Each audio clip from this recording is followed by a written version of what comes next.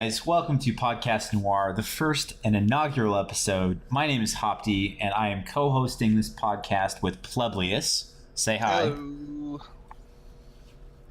And today, on our first show, we decided to have our good friend GT Savage on. The GT does stand for Game Tyrant. Why don't you tell us about that? Hey guys, how's it going? Game Tyrant is a local organization here in Utah, and pretty much a local startup, and is pretty big to the local scene here in Counter-Strike, Smash, Street Fighter, basically any esport that is competitive here in Utah. Fantastic. And we have three topics set out for today. The first, we're going to be talking about the ethics of loot crates and kind of the random drop, small purchase things that games have been doing, like Counter-Strike. PUBG just introduced them. They're starting to get into stuff like that in Dota 2 and League of Legends. And then our second topic, we'll be moving into whether or not PUBG is a viable esport. And then the third topic, some of you may not know, very recently in the professional Super Smash Bros. Scene, they implemented a coaching rule, which Savage will be telling us about.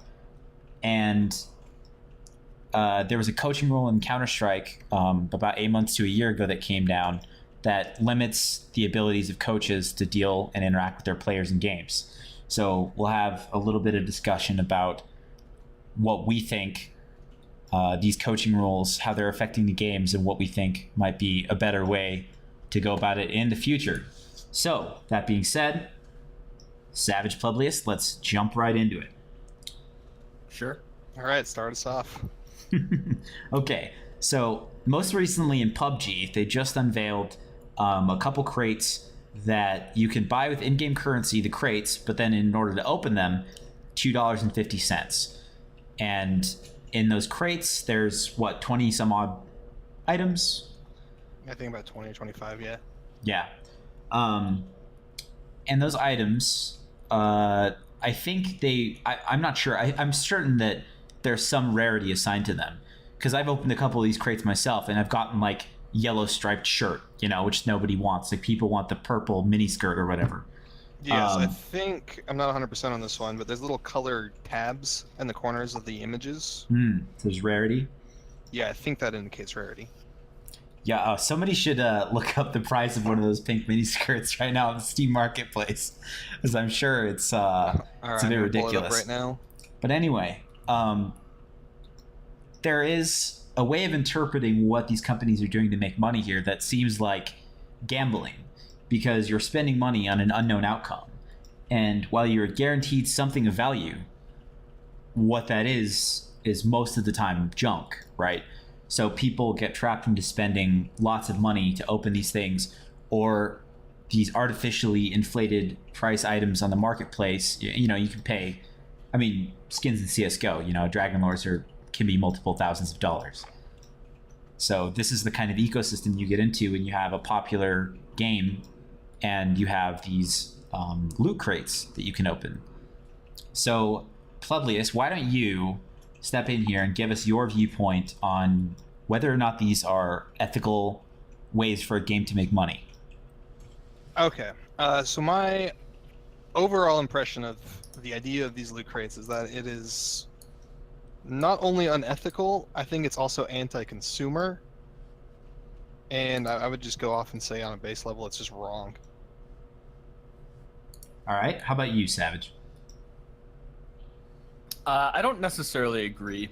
I don't necessarily disagree either. I think there's a few fundamental points that need to be agreed upon beforehand in order to establish whether or not it's an ethical thing. So, for instance, what is the company using the profits of loot crates for? That's one thing that is a big deal for me, specifically in Counter-Strike. As I don't play PUBG at all myself, which I think is something that's important for me to say before we start the discussion, is that I don't actually play the game. So I'm on Twitch all the time. I'm really familiar with the game. I know, and I'm really familiar with loot crate systems. But overall, I do think it's a little bit unethical because gambling is such a big issue and such a big addiction, especially here in the United States. It's a pretty big epidemic. So with that in mind, I do kind of agree that it's an unethical principle, but there are a few questions that the company needs to answer before we just rule that it's completely out of the question. Absolutely. And I think that none of us on this show are men of extraordinary means.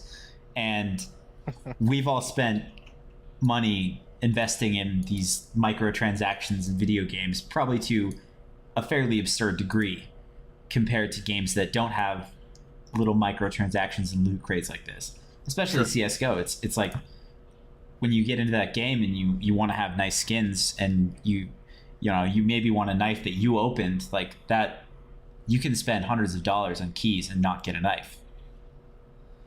So, Publius, let's hop back to you and expound on some of these points where you think the practice of selling loot crates in games is predatory and unethical. So the first one, oh sorry. Oh no, if that's the right word, predatory, because it's kind of Yes, what. that is a very good word. Mhm. As you just mentioned, you can spend hundreds of dollars on or on boxes and not open any knife, let alone the knife you want. Mhm. So the core issue is it's gaining content behind such exorbitant amounts of money because you're either forced to, one, rely on gambling on it, which I think it's safe to say it is straight up gambling, and two, you're putting then an aftermarket, like, I can't think of the word, but you're putting up an aftermarket for these skins where the prices are determined solely by their rarity and the ability of people to acquire them. So in order to have guaranteed access to a skin that you'd want, you have to rely on aftermarket trading. So the game company is giving you no direct way to access content that you, as the purchaser and owner of that video game, might desire.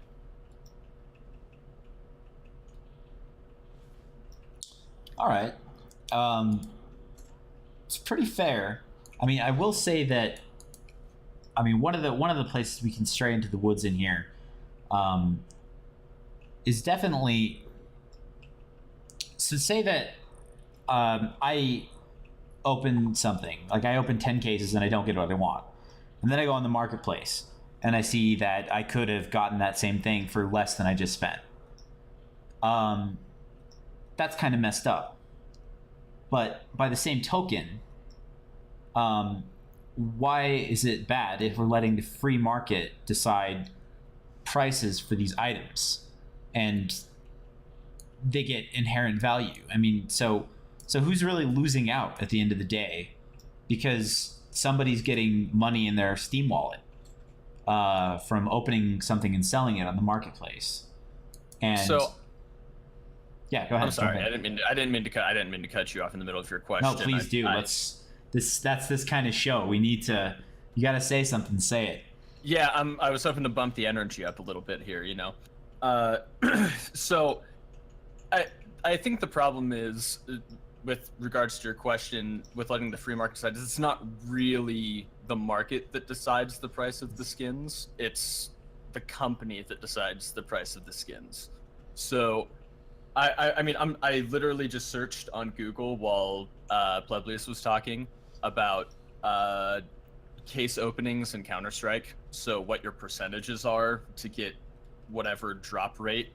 So for people who don't know, knives are an extremely rare drop in Counter-Strike, and some of them can be worth up to, I mean, thousands of dollars, literally thousands of dollars. So in this case study that this guy on Reddit did, keep in mind this is from Reddit, so take from it what you will. But he opened 2,000 cases, and out of those 2,000 cases, 9 of them were knives, and 20 of them were red drops. I'm not really sure if he's separating the two, if he got 20 red drops and 9 knives additionally, or if he got 20 red drops total and 9 of the 20 were knives, if that makes sense. Yeah, no, I think it's probably 9 of the 20. think he's I think that he actually is separating them with the percentages he's using. How many Mine's cases on was this? Discord, so Yeah, here. I can definitely put that in Discord here. It's in general. So this is the case study, and with these percentages in mind, I don't necessarily think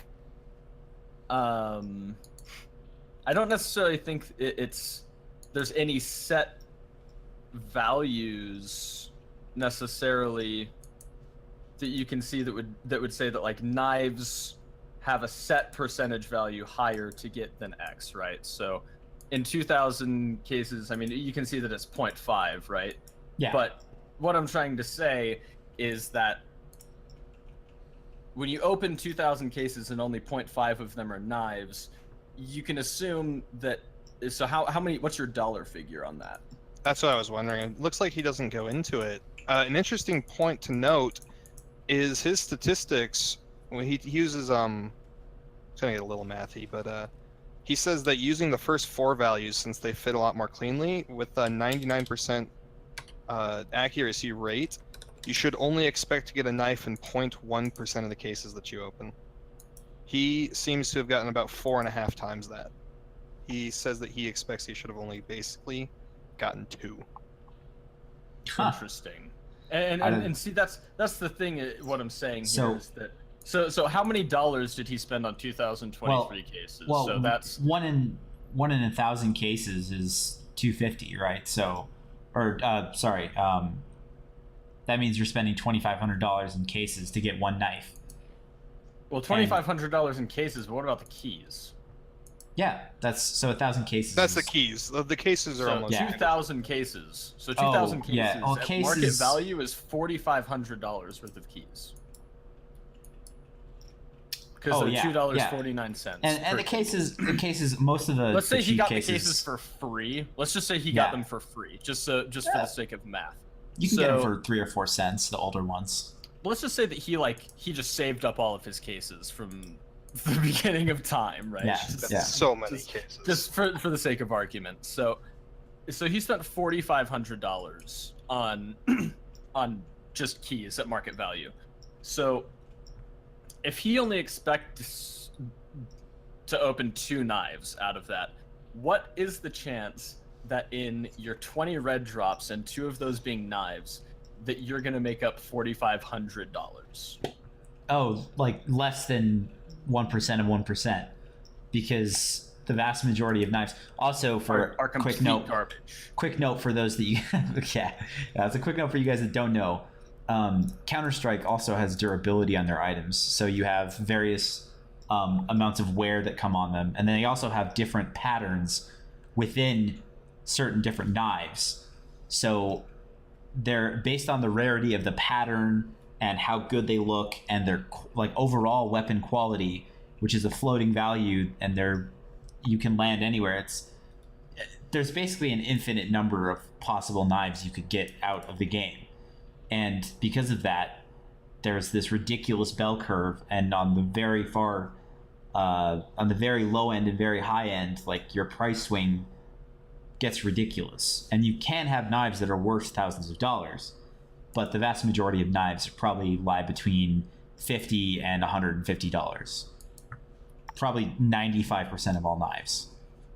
Well, I would say that to make up that money, you're going to have to open one of your 20 red items, whether it be like a Fire Serpent AK or it's got to be a red that's just ridiculous, like, so you're looking at that and you're saying, okay, one of these items has to be worth at least $1,000 minimum. And if you're having one of those items worth $1,000, that means that you're going to have multiple items in the hundreds of dollars. And the thing is that even in the red category, your chance of having an item over $100 is, I mean, super slim. I mean, even over $100, right? So we can all agree that, I mean, obviously, and thanks, Publius, by the way, for linking the purple mini skirts in PUBG. There are 13 for sale, starting at $166. There you go. So that your character can wear a purple miniskirt. And this game is I mean, what, it launched in January, or not even launched it? You No, entered early access. It went into alpha in January. It only entered early access in what, April? So the game's not even a year old, and there are digital items you can buy in it that are people are selling for over $100. Also, get that. So there is a market for this too, because there are 1,046 requests to buy, and the highest one for that is 130. So there's somebody out there that wants to buy a purple miniskirt, and they want it for $130. Oh yeah, for So sure. that's- Like there are definitely people out there who are gonna want these things immediately. Jeez. Another point to bring up too with the purple miniskirts is they're only available to receive in crates until Gamescom, and then they're going away. Which that adds another layer of rarity onto these items, because after they get grandfathered, the cases that are out there, so there's a limited number of this item that's going to exist, right? Well, that leads into my point that I was saying about the company controls the market value of these skins. Like it's not the market that it's not the free market that controls these prices. It is the company, because here's the thing. So if Valve decides randomly in Counter-Strike that they are only going to allow 5 Emerald Doppler flip knives to be open that day for whatever reason, I'm not saying that they go into their code and change how many get dropped there. You know what I mean? Like I'm not saying that, but what I'm saying is that, like, let's say that if that's what the numbers work out to. Yeah, if that's what the numbers work out to be, like that knife gains rarity due to Valve limiting it, and so Valve can just arbitrarily limit things. For instance, like the Fire Serpent AK is a perfect example of this. It's like the only expensive AK out there. And it's just arbitrarily more expensive than other red AKs because it's more rare than other red tier item AKs. So And it's not even because it necessarily looks better. Right, exactly. It's just more rare. Just less supply. Yeah, exactly. And so and again, I don't necessarily care about that, because again, yes, people do get money in their Steam wallet, but Valve gets a cut of every single transaction that happens. And that, I think, is another. And it's a virtual transaction. It's purely virtual, and the only thing that they're paying for is their servers to be able to make that transaction happen. And so what you're basically asking is, where is the money that's getting poured into Counter-Strike going? Because is my biggest point with the PUBG crates when they came out. Let's come back to how this money is being used by these companies, because I want to jump in here and play devil's advocate for a minute, and I'm going to say, hey, I own several $100s worth of skins in CS:GO, right? I don't feel ripped off.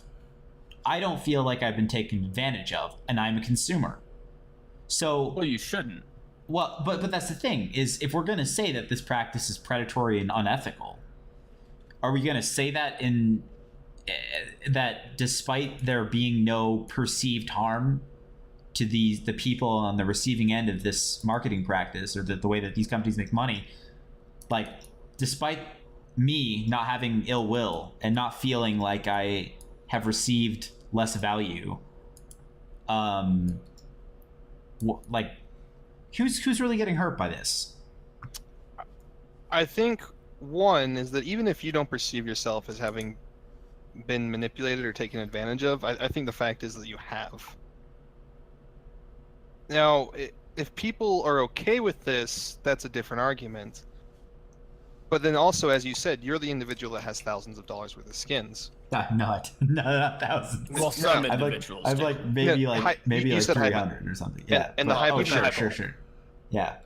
What about the individuals that just can't afford that? And then there's the argument that 15-year-old kids who can only get what their mom will buy them for their birthday. $25 Steam wallet. Even using a personal example, I can't afford that shit. I have bills to pay. Yeah. And the argument that I almost always see, the counter argument, is that it's just cosmetic. You don't need it for the game. And there is some levity to that, but I think the fact is it's still game content. And it makes me feel like, honestly, that these skins aren't supposed to function as cosmetic items. They're supposed to function almost as bragging rights. It's kind of like wearing a Rolex. It kind of But is. you don't do go you have a around problem with saying, people yeah, wearing exactly. Rolexes? Yeah.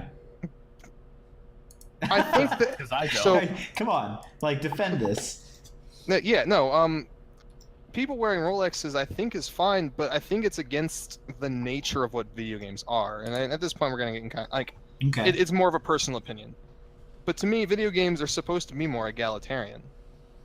Like, it feels wrong to me that so much money can come into play with like tricking out your character, because it's kind of like soccer on the international stage. The great appeal of soccer is that like all you need is a ball and like some shit to set up as goals. You know, it could be a paint bucket and you set up like 4 of those and you have goals, and that's it. You just need a place to play. I mean, to play Counter-Strike, you have to have a minimum of $500. Well, I Well, mean, but, So, I don't know. It and brings that's every like sport. no, but it brings like an aristocratic bent to the game, and I feel like that is against the nature, and that's just a personal thing. okay, so I mean, But- we can argue that all day, yeah. Because Yeah, I mean, that doesn't matter. whether or not But I'm gonna you- bring it back to League of Legends. exactly, and That's I almost was always the counter argument. I was just about to lead it there, which is that is a game where you can buy skins for set prices that are set by the developers, but at least you know when you invest that money what you're getting, right? Yes, there's 2 Um, things to it. The price is set, it's fixed. And you're buying a specific item, you're not buying a random chance to get your item. But okay, and so let's go on a side tangent here and say, is that even ethical? Yeah, I definitely think so. Selling skins, or But then not you sure have what all you these people. Yeah, no. Pulse Do you want Fire us to Ezreal's, design, man. or are we just running around here? Oh, we're just running around. Yeah, don't worry Okay. about it right now. As long as we're off in the woods, we can Sure, stay no. lost. Selling skins is a completely different ballpark than gambling cases, for sure. It's literally not the same sport. If I we're can talking agree. in hypotheticals I- or in metaphors here. I Like, agree not the and I same disagree. I think it depends on how they monetize the game generally. But in a game like League of Legends, I'm okay with it, because it is a free-to-play game. You can download the game and not to pay anything. Sure, and they obviously need to make money somehow, and that's one choice they made. That, I mean, I think we can all say that they're doing extremely well with Yeah, and- their marketing decision. I will say there are actually really strong arguments for even games like League of Legends not having monetization like that. That's, things to do with like whales propping up the game, as opposed to everybody investing equally, which I think is a legitimate argument, but I think it's beyond the scope of what we're talking about here. Well, Yeah, I I mean, the mean- problem is people don't want to pay for games these days. I mean, it literally this is something that has happened to me. I have tried to get friends to play Counter-Strike that won't even invest the $10 during a Steam sale to play Counter-Strike because it costs money. Like, Which is crazy. Gamers don't Yeah. want. No, it's crazy to me too personally, but there's a huge market of gamers right now that don't want to pay for games because games like League of Legends exist. And Well, then and I those think- same people will occasionally go to movies and spend $10 on a movie ticket Which gives you For 2 a hours 2 of hour- entertainment. for a 2-hour entertainment experience. But I would argue that they play games so that that are free so that they can do things like that, right? Okay, fair. Because I hate this thing, and this is why I don't play single player games. This is actually what has driven me to play exclusively competitive games at this point. And the reason why competitive games are such a big deal to me personally is that single player games cost $60 a piece. And For AAA games, yeah. and that's kind of what I'm saying, is that's always been a barrier for me personally, and so I've never gotten into those games.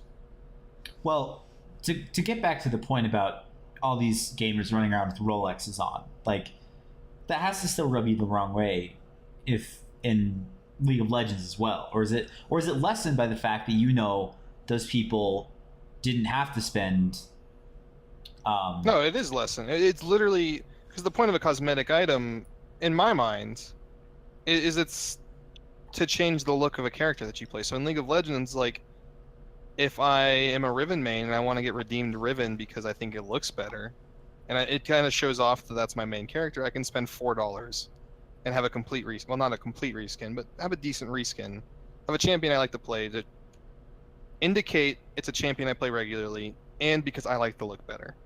In Counter-Strike, if I don't like the look of the default M4, I might have to spend $150 to get one that I do like. Well, I mean, I've done budget shopping for skins before, and it's not hard to find mediocre skins that are good. The game does occasionally introduce skins that are the lowest tier quality, the lowest rarity, that are still good looking skins.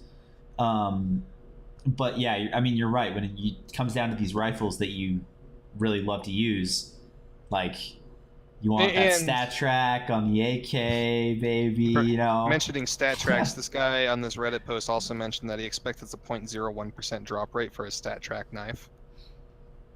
Yeah, that's pretty ridiculous. I mean, and the thing is, I think there's a difference too, because not everybody in League of Legends plays Riven, but everybody in Counter-Strike uses an AK. Right? That's true. Unless you're a weirdo. Unless you're, like, like, you know what I mean? Like, we're talking unless about competitive wrong. games here, right? Like, we're talking about like people that actually care. Like, viable, you have to play, like, use AKs because you're always going to be on T side for at least one round. At minimum, even if you were a god and won every CT round every time you played and got CT every time randomly, you still have to win at least one terrorist round, which is with the Glock. Yeah, you can win the pistol. Yeah. But let's say you suck at Terracide and you have to wait till like round 8 to win. You still have to use an AK at some point, right? Or if you start off as T, you have to play, like, on average, you're going to play 15 rounds of T.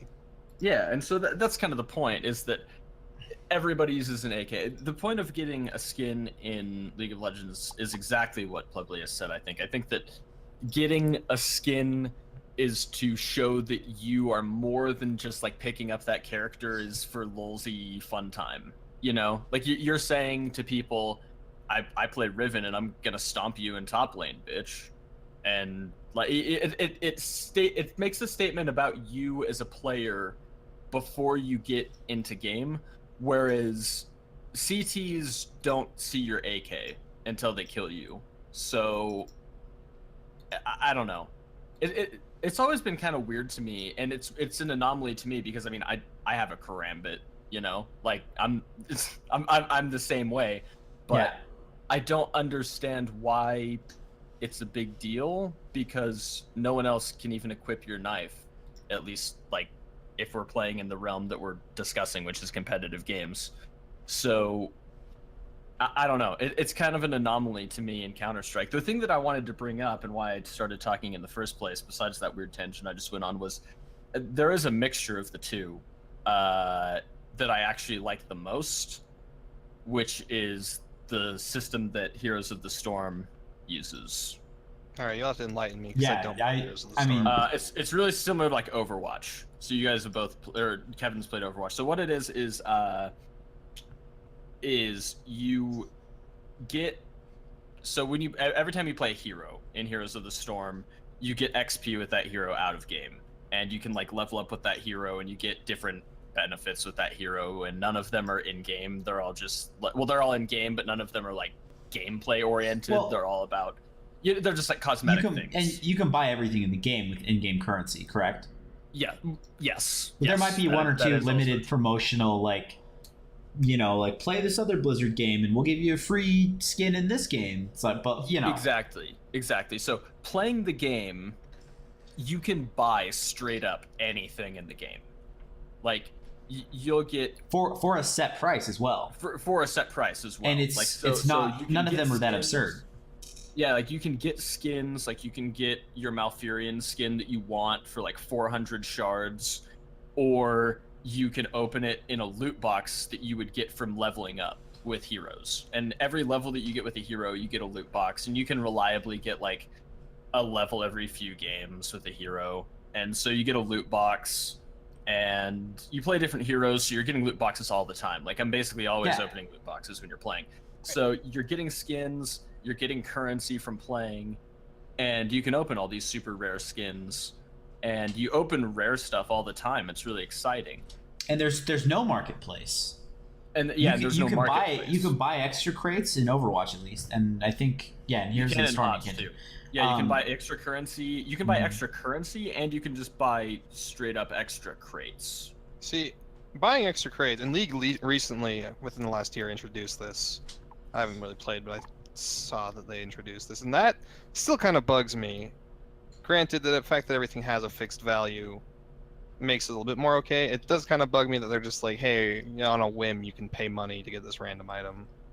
Still sort of bothers me. No, here's the other thing that they do, Tyler, is that, and this is the most important part that I wanted to specify, is that you cannot buy everything for real money, just straight up. Yeah, they don't allow you to. Like, so if there's, let me give you an example, because I know you don't understand what I know you're not understanding what I'm saying, or like at first glance. So let's say I have a skin for Kael'thas that I really want. Okay, so there are 3 different types of currency. They have coins, which are exclusively, you can ignore in this situation because they're exclusively used to purchase heroes, and you get coins after every game that you play, whether you win or lose. And basically, it's a way to get heroes, just like League of Legends does, which I don't really understand. That's a different point altogether. So we'll just set that aside for now.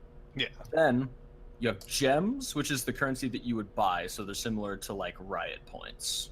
Gems. So you Gems would buy hold their them edge. for Tarek, get out of here. for real money. And then you have shards, which you get from opening cases and getting duplicates of things that you've already opened. And you can just open shards from cases, like loot boxes. Okay. So, every once in a while, so this Kael'thas skin that I want, I can either wait until I have enough shards, which comes from opening loot boxes, which you just build up over time, you'll get shards. And the more loot boxes you open, the more chances you have to get shards. So the longer you play the game, the more you basically get shards. So you'll get more and more cosmetic stuff the longer you play at a faster rate. Which I don't know if they were accounting for that, but that's how it actually works. So,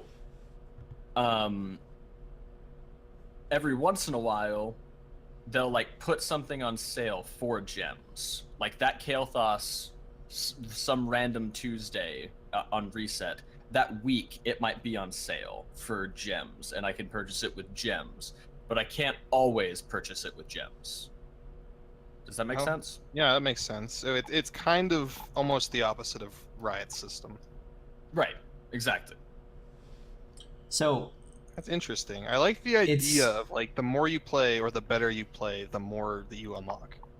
And that is the case in HOTS, 100%. yeah, and I think that's a pretty good system. And I think the number one thing I like is that everything they release does have a finite in-game currency cost, and so that there's never going to be an equivalent in that game of a $4,000 knife.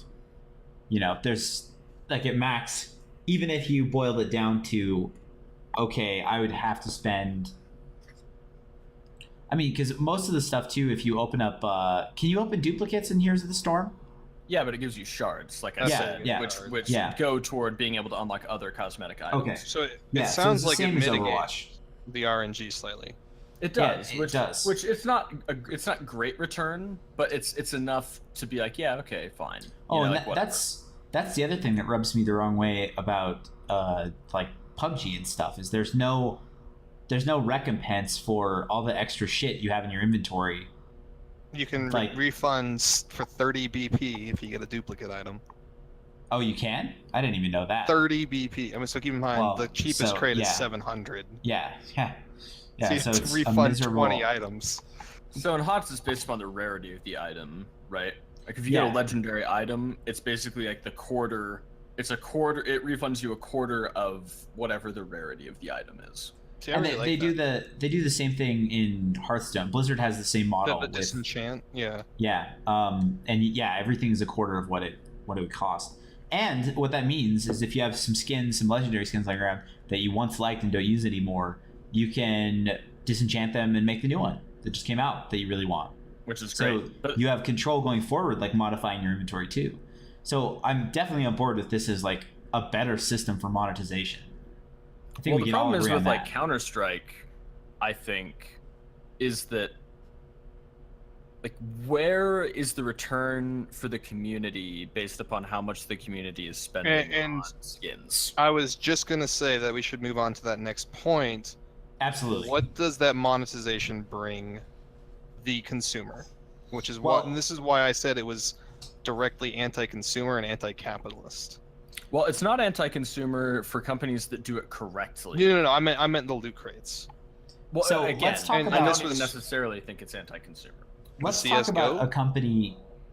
Oh, hold on. I do So in CS:GO, I'm gonna but other loot crates. I mean, I'm gonna direct Oh, this a okay. little bit and Yeah. give us some direction here. So I want Plebelius to step in now and tell us what I want you to give your best guess about what you think the money coming into PUBG is doing for that game and its the return that its community is getting, From the especially crates specifically. especially with these Gamescom crates that are limited time, and this is also one thing that I don't quite understand that we'll also bring up right before I let you answer this question, before I forget, is these aftermarket purchases that take place on the Steam marketplace. Does what's the company that makes PUBG? They're Bluehole. Bluehole, yeah. So does Bluehole get a cut of their items that sell on the Steam marketplace?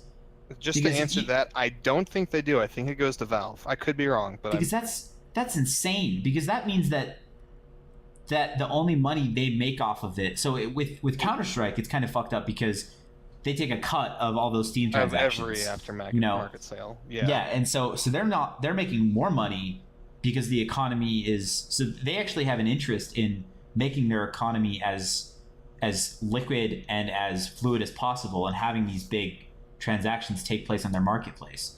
It was actually very recently that they used to have a $400 cap on transactions, and I'm on a tangent here, but now you can pay more than $400 in a Steam transaction now. So it's Probably- opened up. They've actually legitimized on their platform like the trading of skins for now Why thousands of wouldn't they? dollars they just make more yeah. for every Yeah, transaction. because That's they were when losing you can win it's more money, right? they were losing out on third-party sites that were taking that cut from them. Yeah. So, Which, but yeah, which is another point to bring up, but we'll get to that after this one. Anyway, so let's with talk the about- money. yeah. So with Bluehole, I'm not quite sure. They're still young enough that I feel like most of the money right now that they've gotten from early access is going into development. They've got the 2 new maps in works. They've been releasing new guns. They've been working on vaulting for God knows how long. Soon, TM. Soon, trademark Bluehole 2017. Yeah, New Blizzard. I think right now the money is going into game development and fixing up servers, etc. Which is awesome. I think with Valve, though, it shows a clear example of what can happen, and I believe I never played H1Z1, but I believe the same thing happens, where basically the money just goes into the pockets of the team. Like they don't put any money back into development. How Well- much? Like Savage, you know, we were talking about this the other day. It was what Valve's development team is 11 people for Counter-Strike. I think like last I heard, and don't quote me on this because I don't actually know the figure for 100%, but I heard it was 12. Okay, well, and it's like, how much new content gets into Counter-Strike? Like as a player, like as a casual player, like, esports is a little bit different. From the team, from the development team, Yeah, almost zero. The because last- everything is made by the community. The maps are made by the community. Well, the skins are maps, made by the they community. do make Valve maps, but no one but I wants mean, to play how them. much? Yeah, they don't actually like. They're not very good. And our best chance as a community for but that's the other thing is like it would be almost impossible for this is a whole another side tangent. We can talk about CS:GO maps in another episode of this podcast. But anyway, so I think so we can agree CS:GO is that- going to occupy that a with the lot amount of of money topics. with the amount of money that Valve is making off of CS:GO related transactions, they do not put as much back into the game as Well, they they're- take out. Like, as a casual player not playing in the pro scene, I have seen one piece of new content come into this game in the 3 years I've played off and on, and that's the fucking revolver. Yeah, and other than that, it's like they will shake up content. Yeah, They might balance some guns, which one person could, like, with how frequently they do it, one guy like could probably honestly do it. Yeah, I bet their team is mostly meanwhile- just Well, community it's not even what the service. community wants, but that's a different thing altogether. I mean, let's look at what else they do for the community. I mean, they do invest in majors, which is Yeah, they sponsor they now tournaments. they do invest in $2 million a year because they've said they're only doing 2 majors a year Oh, now.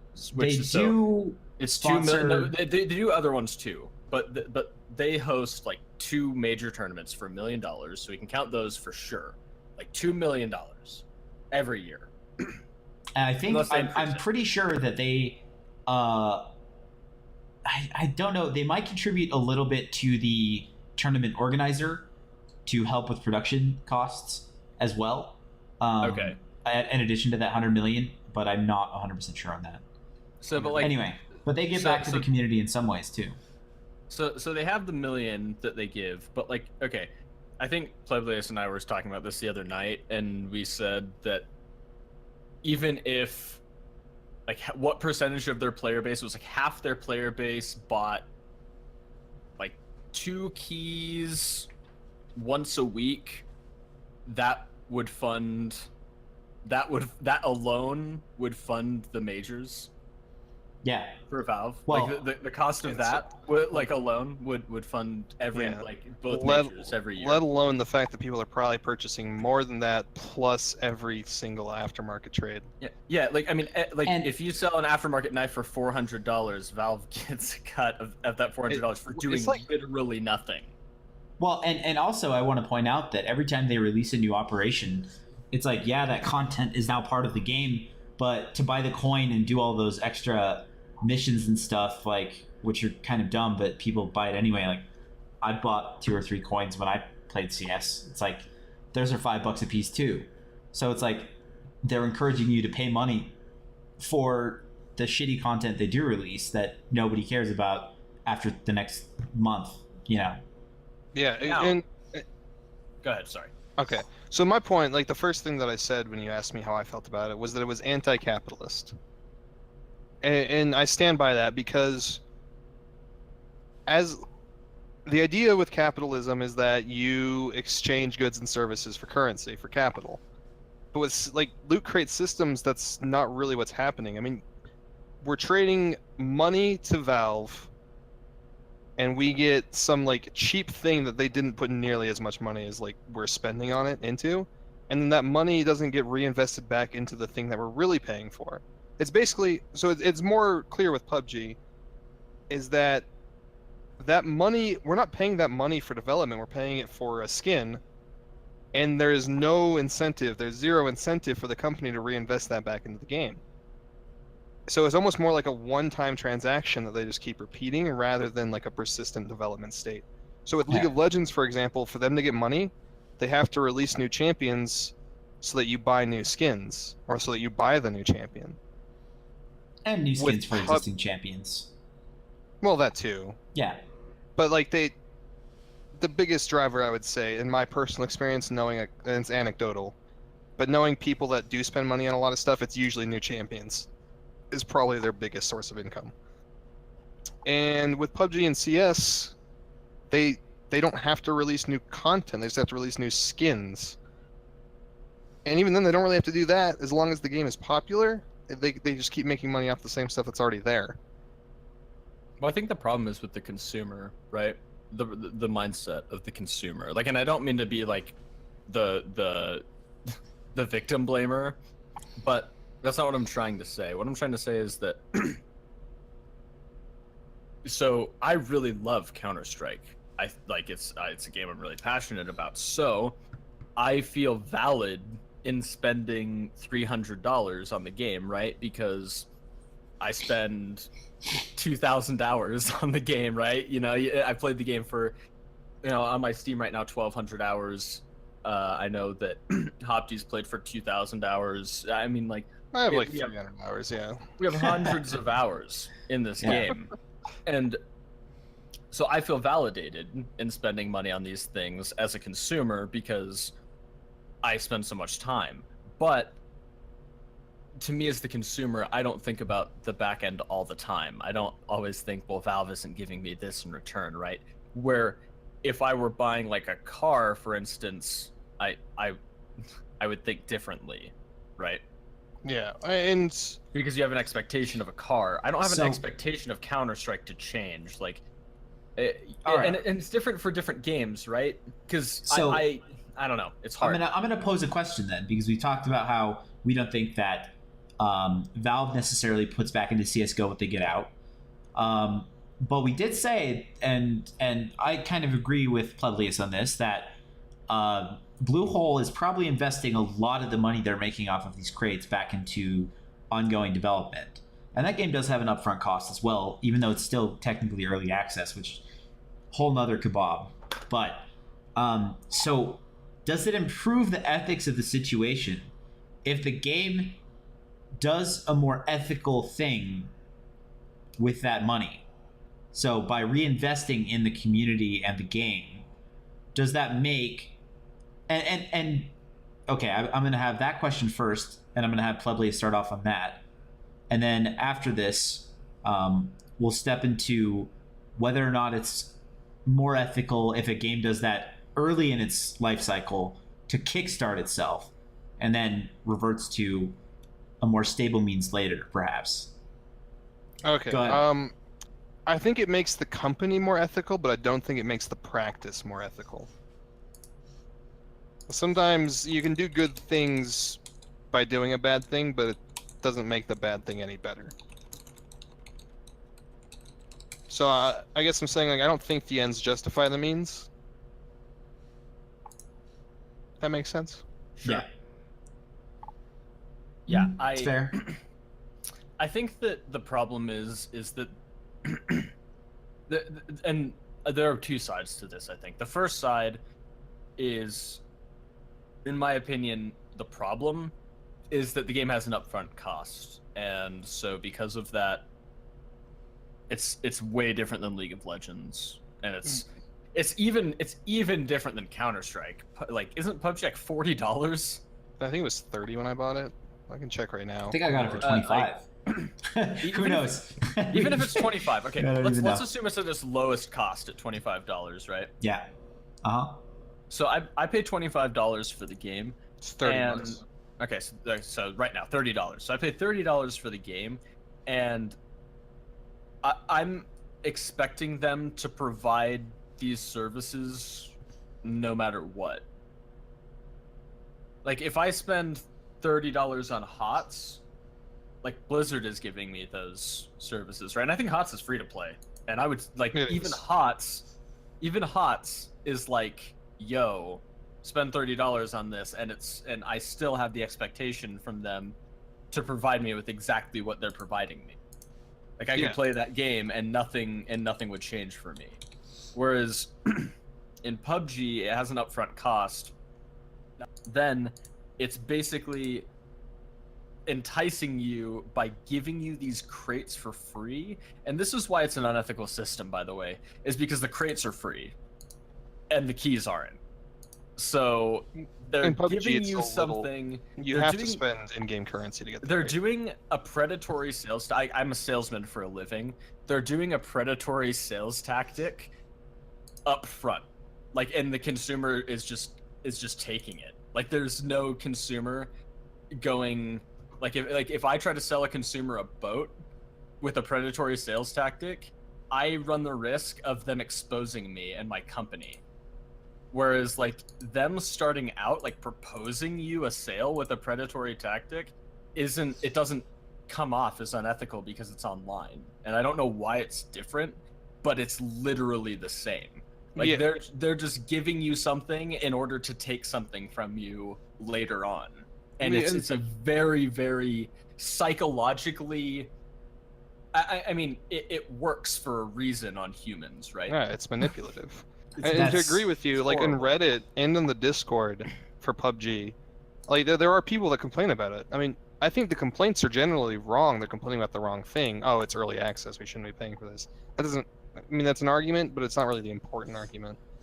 But every time, it's always someone like most of the community then comes on and says, "Well, you don't have to buy it if you don't want to, or whatever." And it's I don't get this fanboyism. It's weird. And it's not really part of. It's a discussion for or a topic for future discussion, but Which, Something speaking that- about topics for future discussions, we've actually been on this topic for almost 50 minutes, which is, it started off a little slow, but we really found our stride there. Can I make my last point real quick? Though, Yeah. with Oh, my- by the way, I was just about to say, your last point was a fantastic closing argument. But let's give you one more footnote here before we Well, move it'll into our kind of second lead topic. in, I think to something with PUBG. You know, that I think we'll continue talking about PUBG is because of leading. You just said we're leading into it. So the problem is, or the difference is with startup games like PUBG, is that I think in order, and this is the problem I think with the esports marketplace in general, is games like PUBG have to do what they're doing in order to compete with major game orgs like Blizzard and Valve and things like that, because Blizzard can just come in with like Overwatch League and things like that and just bully their way with money into the marketplace. But smaller companies can't do that, and so they need capital in order, to make bigger steps for their game, in order to get marketing traction, in order to get their ads on Twitch and stuff. They need different avenues than just that $30, which is why you see every game start in early access, and why just that kind of stuff. Awesome. Okay, so this is going to be a little bit more of a freewheeling topic, I think, even than our last one, and this could go into many different places. But we need to talk about whether or not we think a game like PlayerUnknown Battlegrounds is viable as an esport. And I'm not just talking about you have, Shroud and Dr. Disrespect streaming this game. I'm talking about something that you can have a team of 4 people that get paid to play the game, and there are multiple teams out there, and they travel to tournaments or maybe play online for a while, but there are online tournaments going on, and we can talk about the steps that would need to happen and some of the possible barriers to this happening. So first off, I'd love to ask Fleblius what he thought about the charity stream and the charity tournament that PlayerUnknown's did. I believe you watched it, right, Fleblius? Actually, I did not watch that one. Okay, well, I caught some of it, and so I do have some experience watching a stream with production value and casters and observers, and it felt very reminiscent of CS:GO, but the viewing experience and the way that you look at the game is completely different.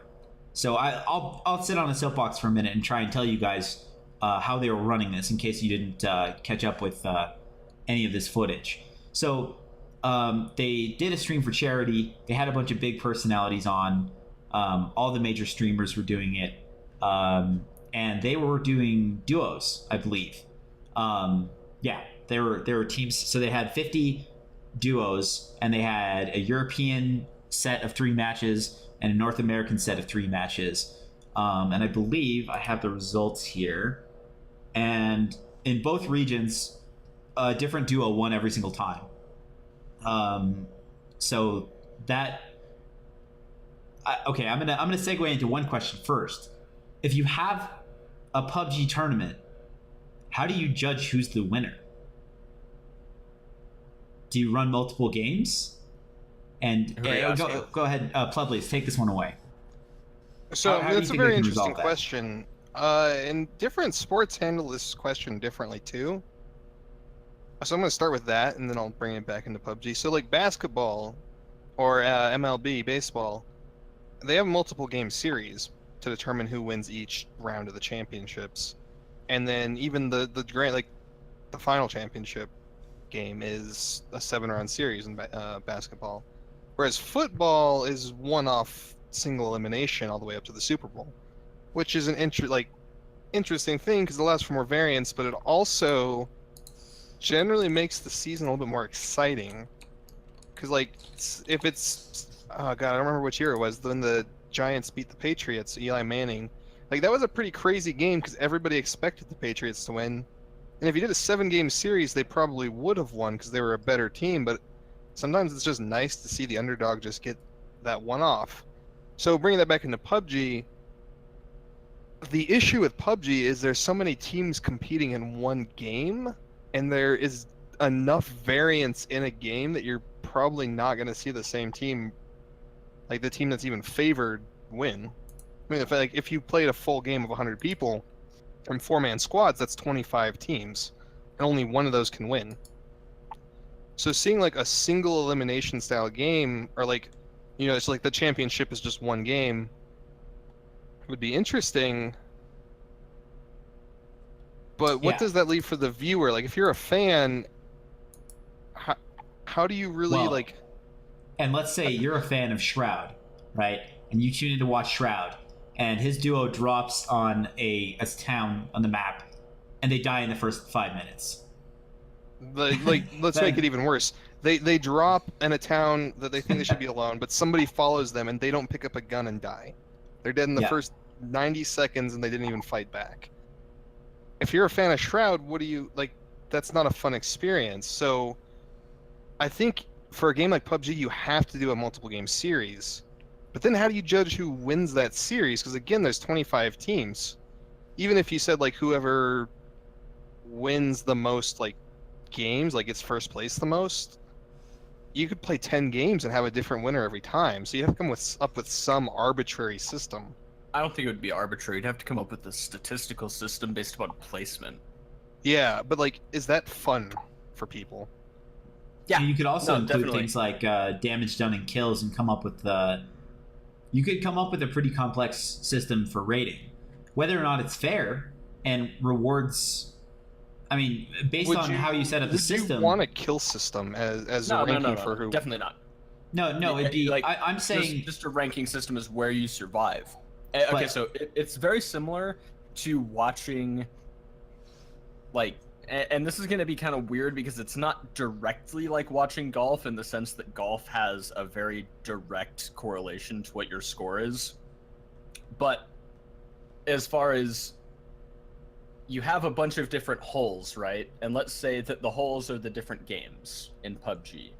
So I'm not saying that you play 18 games of PUBG, let's say you do. You play 18 games of PUBG, and you have a plus-minus ratio, and your plus-minus is average, right? Like middle of the pack. So over 18 games, you should expect to, 0 would be halfway. So if there's 25 squads, say you get 12th place every game, you have a 0. Right. And the person in the teams with the highest plus wins. Sure, but and the thing is, it is exciting because it's much like watching golf. PUBG is much the pace of golf of a sport. Yeah, I never thought of it like that. Well, think about this, and let me tell you how they were running the. All right, I'm gonna first off jump in. I have 2 points really quickly. First, there's probably has to be some sort of reward for instance, a first place finish should probably be more rewarding than more rewarding than each consecutive finish was up to first, if that makes sense. So Mario the higher Kart you place, does it okay. Yeah, exactly. So that you get more points by jumping up to second from third than you did from fourth to third. So, and that way, a team that finishes 10th in 3 out of the 3 sets doesn't necessarily win out over a team that finished first, 8th, and 42nd, or something ridiculous like that, because you have to look at the first place finish as wow, they made it that final stretch, they made it the distance.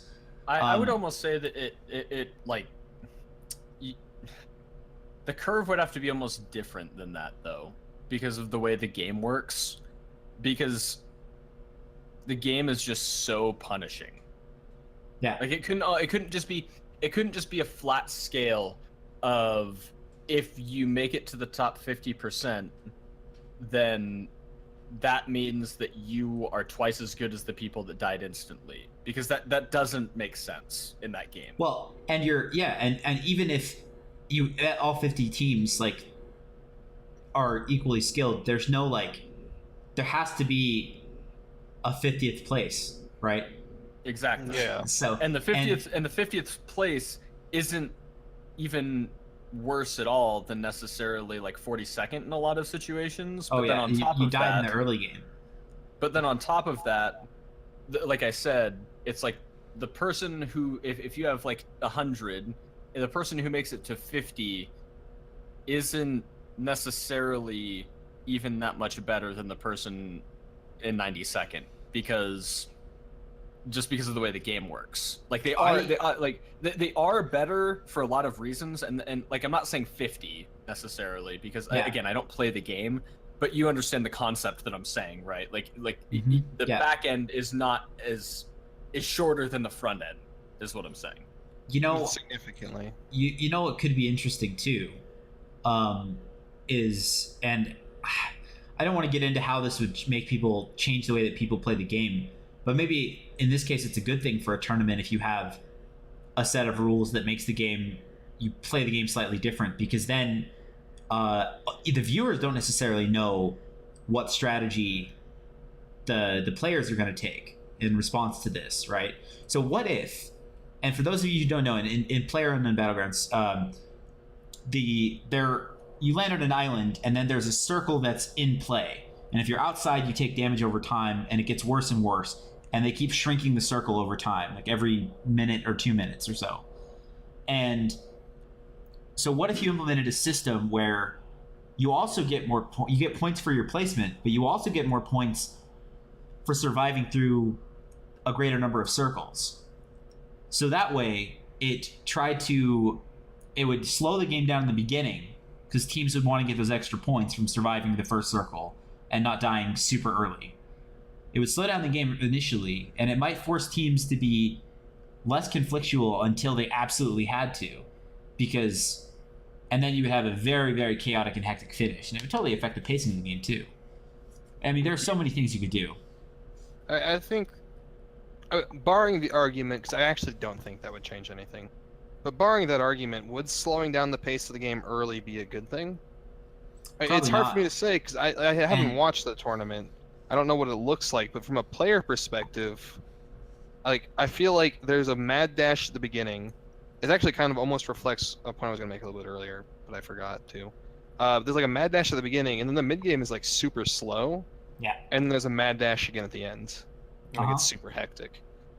And I don't think slowing down that early middle part is a good thing. I don't think pushing everything towards the very end will be good. I think having a more even pace, interspersed obviously, but having a more even pace throughout the game would be better for viewership. Okay. The point I was going to make earlier. Let's segue from. Okay, sorry. One more time. I was just going to talk about the statistical thing you guys were talking about. So, for example, for myself, I can say that my top 10 ratio is almost exactly the same as my bottom 10 ratio. So I have about a 30% in solo game top 10, and I feel like about 30% of the time I also die in the first 10. Which, that goes back to what Savage was saying about how you'd have to like have a different way of scaling it, because being 50th and being last. There is a mathematical scale that would make sense, though. And you have a fairly high-ranked solo account right now, correct? Yeah, I don't know what it is right now. I haven't played much in the last 2 weeks. Peaked close to 1,000. I peaked at about 1,000. Yeah.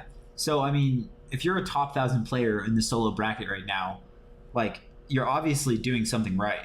And if you have a bottom 10, if a third of your games are bottom 10 finishes, it's like, if you play a 3-game set as a duo, in duos, then like, and you follow through with that logic, and you're playing against good people, then it does become really hard to come up with a system it makes it hard for it to sound fair when you can be reasonably expected to get last place, middle place, and then maybe close to first place with a relatively like even spread, like top 10, bottom 10, middle 30, middle 40, with even spread is kind of weird. It's a weird bell curve. So I definitely think that the difficulty in judging the success of players in this game is going to impact this game as it tries to push itself forward as an esport. And I'd like to talk more about the viewership aspect now. So, watching the charity stream, first off, I was actually blown away at how such a young game had such a great production. They had quality casters. First off, they had a lot of great players and personalities on there, and they actually the way in which they were able to spectate and observe teams for such a young game. I was surprised they had the capability to do so, because they have like third person like god perspective where they can float through the air, and like they had X-ray through walls that so you can see where people are inside of buildings that are walking around when you're in the third person viewer mode. They had a couple spots in first person, and they were very adept at switching between different storylines throughout the battle. And this is one of the difficulties, but also one of the major areas in which PUBG could succeed is in producing a narrative and watching the path that a set of players take to win the game. And if your casters and if your observers are on board and able to keep track of all this information and somehow digest it and present it to a viewer, you could have some great analysis of even post round and while you're waiting for the next game to start. I mean, I will say it was novel, and I think a lot of the pleasure I derived, like I would have said that my if I had to rate 0 to 10, right, for how well I thought this event went, I'd probably say like a 7 or an 8. It's like it was good. Man, It was fun to watch. Yeah, I mean the VODs are out there, and it didn't look like a brand new sport. I mean, the games or the charity thing was only like a month after it left or like entered open alpha. Yeah. Right. Yeah. It was back in the spring. Maybe May at the latest, or it could have been June. I don't know. I'd have to look it back. Our memories are flawed at this point. But so one thing so when we're talking about how well it is or how much enjoyment a viewer can take out of it, what are the struggles that we can see that a production team is going to run into, especially in the mid game, right, when there's not a lot going on? I mean, you can possibly have a minute across the entire map where there's no gunfire. Publius, why don't you So the biggest struggle is that I think early game and mid game for different reasons. But the early game is just such a scramble. I think it'll be hard for the team to hone in on any one like success story before it develops. It'll be hard to like proactively find an interesting story. You kind of have to wait, which I could see leaving the early game. Savage will know more about the casting with this, and I could see the casting, like if the casters are able to fill that dead time with more interesting stuff while the game settles a bit, that could be good for viewership, but that is one thing I potentially see as an issue. With the mid game, it is the same problem, but I think it's almost worse because the stories still have to develop, because like late game is when it finally hits. Once you get to those last couple circles and everyone starts to meet up for the final confrontation, everything is very set. But mid game, there's still so much variability, so many like audibles that people can call that there is, I think, almost too much that they can do. There's not enough structure that'll give the casting team like something to go off of. I think it would end up being very. But I didn't watch the charity tournament, so you'll have to tell me if that's what actually happened or not. Yeah, and I'll get a question for Savage here in a second about actually casting and maintaining energy throughout a production. But the one thing that I think they had to do, and I'm not exactly sure how the observers knew how to do this, but they were very adept at switching between people that were actively fighting, and part of that, it brings in a huge, because you never know when a fight is going to suddenly end. Because it could be one headshot and then a team goes from fighting back and having one player down to they're gone. They're just deleted from the server. Like GG no re. So you have these very, it's very hard to read and set up what's going to happen, and then it's also hard because immediately after that, when that conflict is resolved, there's so much going on elsewhere on the map that the observers have to take you possibly, kilometers away to a whole new situation, a whole new town, new terrain. That, yeah, and that has to be very jarring for a viewer as well, and it kind of can be.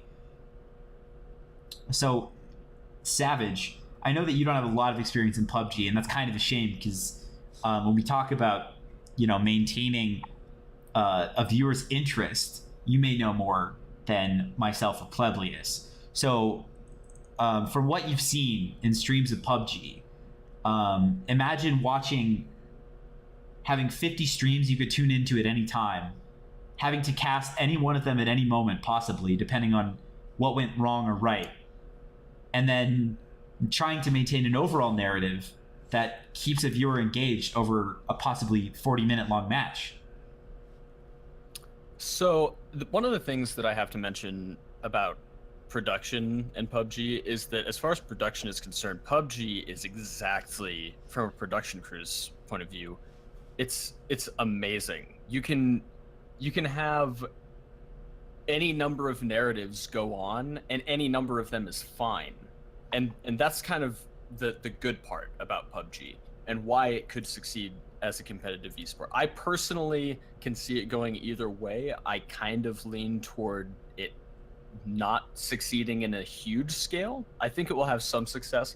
I think one of the reasons that it had such big success at this charity tournament in particular is that you don't have a favorite yet, right? So if you did, you might have been really, really disappointed with a few things that happened, and that's kind of the issue, right? And that we keep talking about. But the way that you can kind of look at that in a positive way is that, and I'll kind of go off this tangent here in a second, but you can look at this in a positive way in saying that being a fan in the PUBG is kind of like playing the game. It's just full of, just riddled with horrific losses that just make you furious, but oftentimes you also are having an amazing time winning. And I think being a fan and playing the game are similar peaks. But from a production standpoint, back to that, as a caster in PUBG, the reason that casters can have such a great time in PUBG is because it offers so much for casters, and it offers for such an array of skill at every level.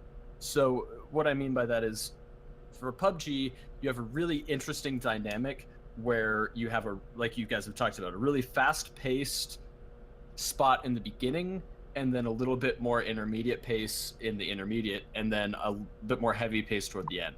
And the reason that that's really good for casters, and the reason that it's really easy, and it's like a wet dream for casters to do, is because you have the first section of a game being really hype is awesome, because you can instantly engage your viewer with an exciting experience, and it gives your technical casters a really good spot to shine, because your play-by-play casters, what they're good at is the technical aspects, their pacing, their calling. They're going to be the ones telling you what's going on in the stream, like as you're watching it.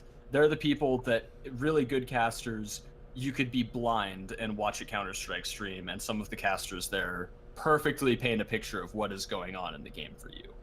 And those are the really good play-by-play casters. Then the intermediate gives your color commentators the chance to come in with player facts, game facts, build the story a little bit around the people that have success. And they're going to start talking about the players that you want to watch. And that's going to build the excitement for people that don't have favorites. And that's important in esports too, because if I go in my first time watching PUBG, I just picked it up and I'm going on Twitch and I'm like, oh yeah, dude, there's a tournament going on. If I go in and I don't have a favorite, I still need to have something that engages me. And that's kind of what you can do in the mid round, is you can bring in those things, because the reason why, in my opinion, color commentators are necessary is because it makes people feel like they have an in the community. They know things that other people don't. Like, I think I'm cool because I know what frame Ness's neutral error comes out on, right? Like, or it's cool to know that, and it's cool or to you talk know about a player, and maybe some history behind that player that I have no idea about, and you can exactly cue me in, or maybe I don't remember what that player was doing last round, but you as a caster remember that yeah, exactly. So yeah. You can hold my hand and take me through, and it's so interesting that I really enjoyed your point about the pacing of the game maybe being beneficial for a caster, and a casting duo where you have a color commentator and a technical commentator, which seems to be the typical setup for a lot of esports. Sure, Counter-Strike uses it prevalently, yeah. most prevalently. Yeah, and I think it.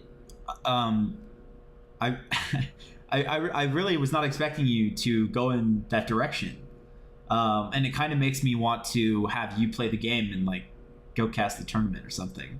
Hey man, if it succeeds, I'll be there. It'll be the first game I jump on, because that's why I watch it, right? And we're all waiting for the Gamescom Invitational. What day is it being played on?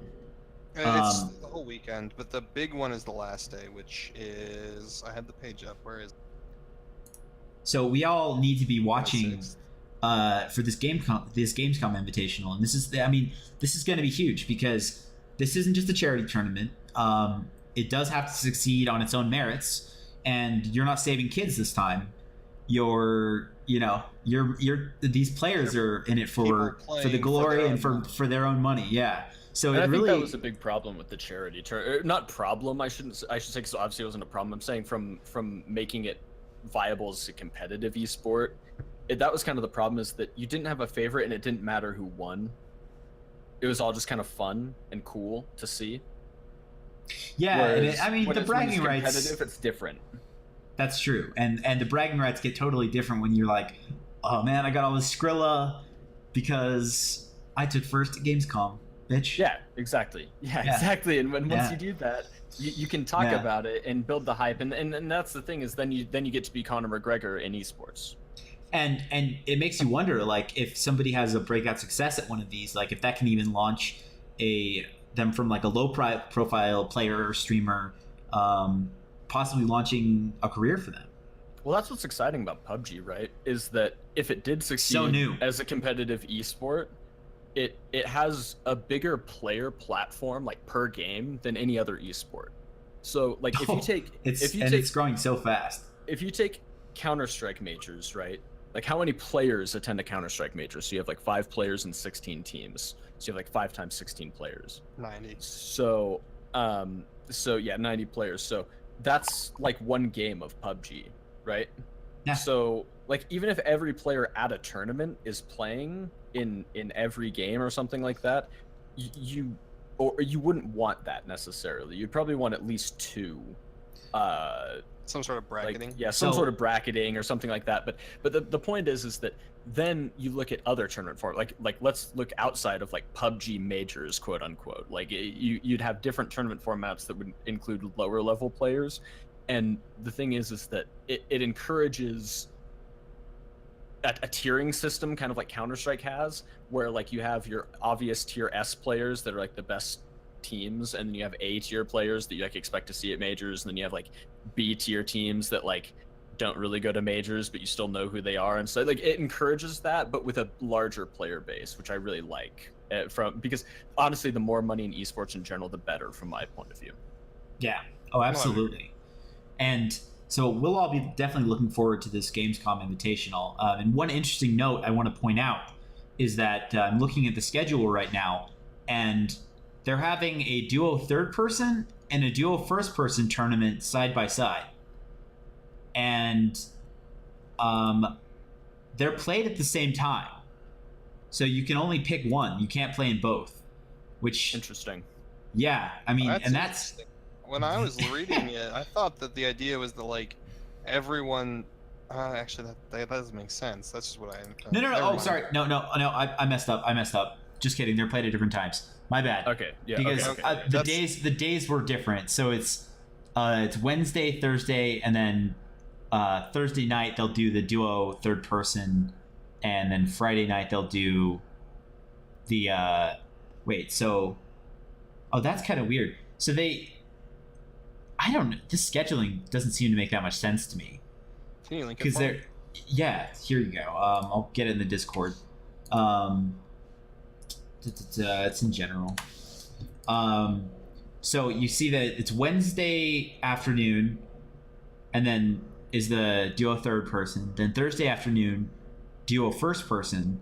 Thursday night, the main tournament for duo third person, and then Friday night, the duo first person main tournament. I really like the fact that they're leaving the for the last day they're having the first person main tournament. That's going to be hype for me, because as a player in PUBG, like I can definitely say that I think first person is way more competitive than third person. As a player, and again, this was one of the topics we were going to talk about, but we felt like we were too late on the ball, is that first person is a significantly better game mode, especially for competitive. Yeah, well, it allows a technical player like Shroud, to actually use his technical skills to gain the advantage, instead of him getting peeked by somebody that's using third person to gain information that he can't have from his perspective and killing him. Right? Yeah, I mean, now people are actually going to have to peek him. It puts onus on the players to make plays rather than being able to passively make plays. Oh yeah. But not getting into that, but just reading over, because I remember, as I was looking at actually even thinking about going, so the default registration is third person, and then there's a extra requirements to get into the first person. So What it are those sounds extra like requirements? it doesn't say. It just says ESL. Oh, yeah. But it sounds like they're like the third person's kind of like the broad, and then the main event is. It sounds like they person. recognize that first person is the more competitive game mode.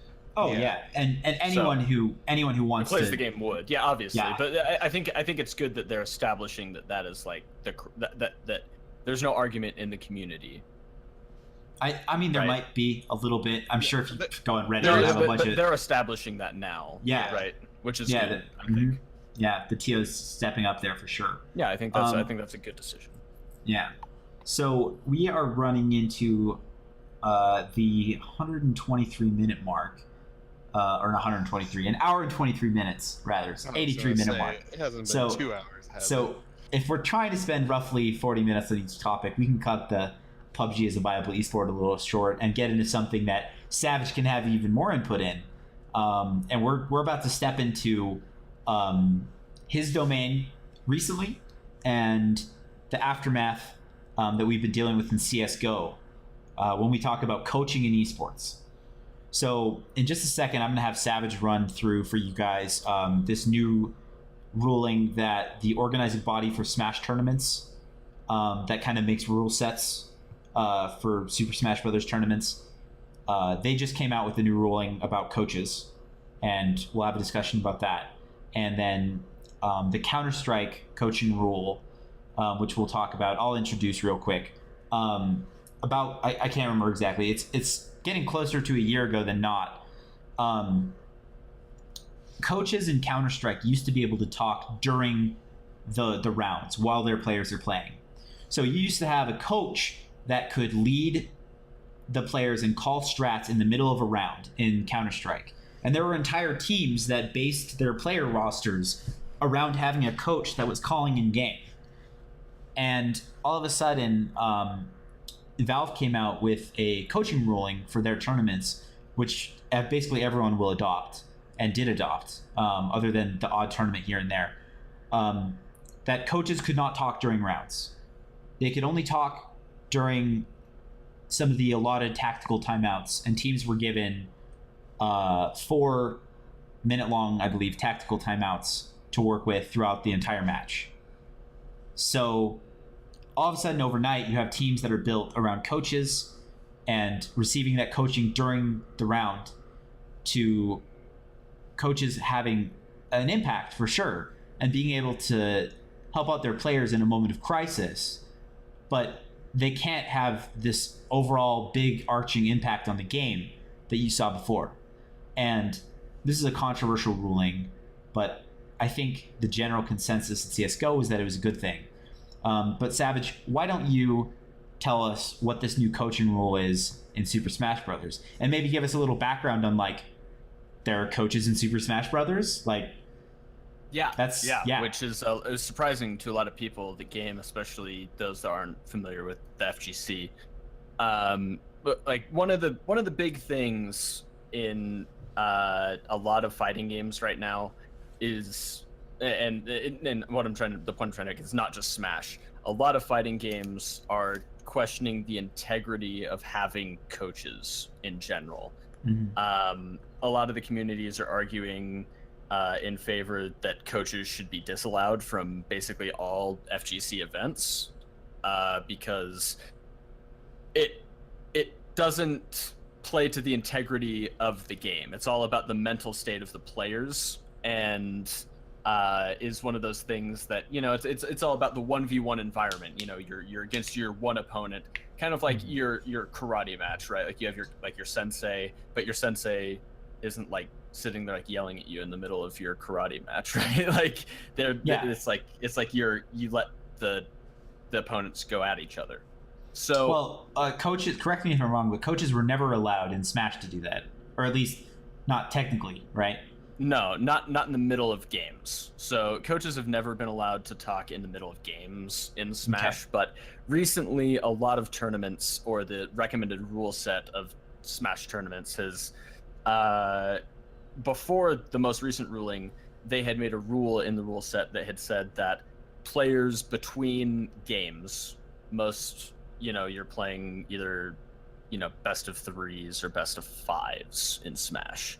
So anytime in your best of 3 or your best of 5, you can call a timeout for 30 seconds. And in that 30 seconds, you can interact with your coach in like whatever way. You can talk to them. You can like stand up and go somewhere else and talk to them if you want to. They can come to you. But as long as you have the 30-second window, and then you need to be back in the match. So, there are a few players, namely the best player in the world, Zero, has a full-time coach, and wow, he's been with him for a long time. I mean, Pierce was notably a really prevalent commentator in Super Smash Brothers Brawl. That's where I know him for. He has a great mind for the game, and I mean, obviously, he coaches the best player in the world, and he always had amazing points as a commentator and an analyst. And Zero obviously saw that potential. Zeke is another great example of a full-time player, full-time coach in Smash, who is former player, retired to a coach. And so with that in mind, there's been a lot of argument that this isn't a good thing, because other players that don't have full-time coaches, they're just using other top players as their coaches. So if I'm in a matchup against a Diddy Kong, I'm gonna go to a top Diddy Kong player that I'm not playing against and say, hey, come be my coach in this match, and I'm gonna call a timeout, and he's gonna come tell me what the Diddy Kong I'm playing against is doing wrong. So that kind of smells. Yeah, I mean, it's not good. I don't agree with that. I don't like that part. Yeah. Well, Plebelius, how is this striking you as somebody who doesn't know basically anything about Super Smash Brothers or how the coaching has turned out in that scene? Well, and I was gonna say that I think Savage maybe should go over exactly what the rule set change was. But I Yeah. just want to say the idea of being able to just pick anybody at a tournament and be like, "Hey, you're my coach for the next match." Oh, that's weird. That's wrong. Like Yeah, that's no. not good Right. for competitive gaming. Right. And I so agree. and so I think Smash has been trying to control this via a couple rule set changes. And yeah, Savage, go ahead and tell us what the most recent one So- was. Sure. So the most recent rule set change was that coaches are no longer allowed to be involved in the set. So no at all. So you can't talk to your player while they're playing, you can't talk to your player during a timeout, and you can't talk to your player in the 30-second window allowed between games to like strike stages and pick characters. Because there's a 30-second window between each game to strike stages and pick characters. So, with that in mind, they've recently said, yeah, no, just no coaches in those windows. So in theory, the only coaching you can receive would be in between sets. So you're a completely different opponent. You won your last match. Maybe some, advice from friends is more what it seems like at that point. And maybe well, you have a the paid only coach. viable way that your coaching really comes into play is either tournament to tournament, or in certain circumstances, because of the way Smash bracketing works, you can play the same player multiple times in a bracket. So if That's kind of weird. So if you are in winner's side and you play each other in a winner's side Smash bracket, and one of you is going to win and one of you is going to lose, and if the winning player continues to win and the losing player continues to win, then eventually they will meet up in like losers finals. Because or if the winning player loses late, then and the losing player before kept losing or kept winning, then they would eventually meet in losers bracket Sure. again. Yeah. So so that's the only way that it would really come into play in a single tournament bracket. Or if they, in theory, a coach, if they know enough of the players, they could also give coaching. They could be watching someone else's matches that is like, so you know when, like, say that you think, oh, if I win my first 2 matches, I'm going to have to play against this really good player. Like, I want you to go watch their matches and, like, tell me, like, what's up. Like, what are they doing? Like, what, like, openings do you have for me, right? And that does happen. Definitely. Yeah. Oh, I mean, you do that as yourself as a player, right? Yeah, you do that as yourself as a player. Yeah. You go watch. If you win your match and you go to the TO and you say, "Hey, who's my next match?" and they tell you, you go watch that player's match, right? You're writing down notes. You have your notebook out. You're like writing notes on your hand if you have to. If you didn't bring one, like you do whatever you can to figure out what you can do to beat your opponent. So how do you regulate something like that? The easiest way to regulate it would be just allow professional coaching exclusively. And what I mean by that is coaches can't be players. Like, you can't enter a tournament and also be a coach. Or you have one assigned coach for a tournament. When you register for a tournament, it has a registration slot for a coach. Or you sign up to whatever it might be that you have, whatever way you want to do it as a TO, you just let everyone know that you have one coach for each player. Well, but that's not what FGC has decided on going with. So, Plenty, why don't you jump in here? Why don't you jump in here after hearing some of this and give us your opinion on, like, do you think coaching would be bullshit? Like, do you think it should be regulated, not allowed?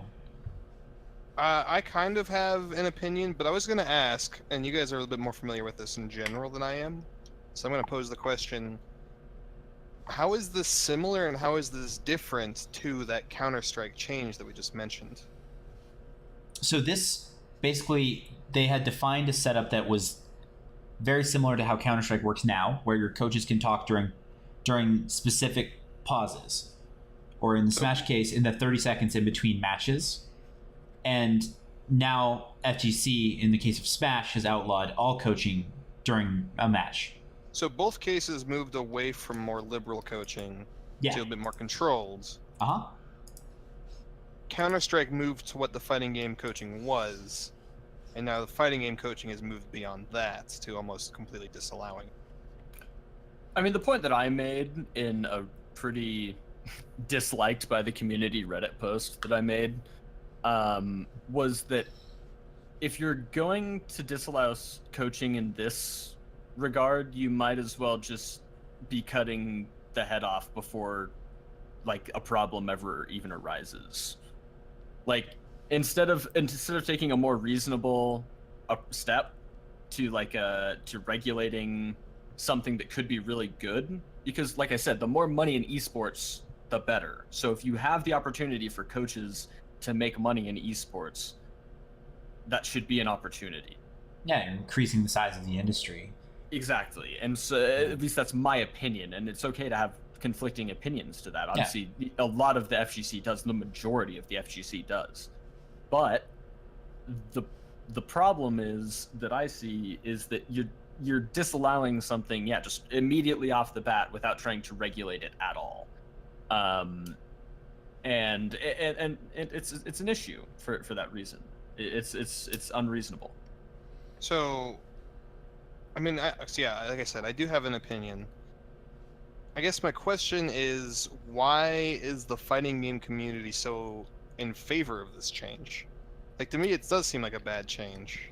Or So like, it seems like a good change, like a good intentioned change, but too extreme. So the reason that they are in favor of the change, at least in the Smash community, is unlike the competitive esports that we are familiar with, it's not funded. The community isn't funded by the developer.